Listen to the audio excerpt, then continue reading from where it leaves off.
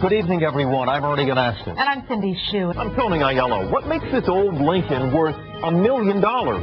Well, it was used by a certain man from Massachusetts in a Texas motorcade 40 years ago. I'll tell you more coming up.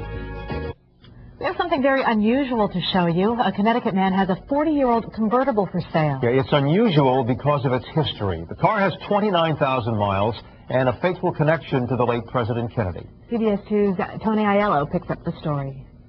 It is a pricey piece of American history. A 1963 Lincoln Continental used by John Kennedy during that fateful trip to Texas 40 years ago. Yours for $1 million. I think it's a very fair price for a very substantial artifact. John Resnikoff likes to think of this car as the last one John Kennedy got out of alive.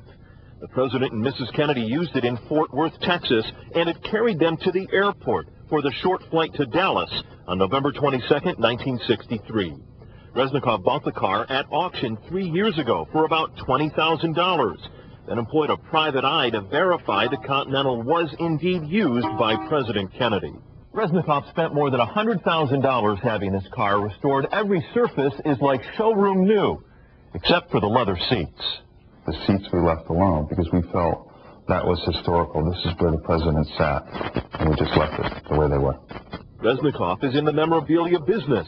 He's got the briefcase Jackie gave JFK as a wedding gift and a lock of the President's hair, in addition to the car, which, amazingly, he's never driven. I have sat in the car and I've turned it on. I'm afraid to drive it because it's so valuable.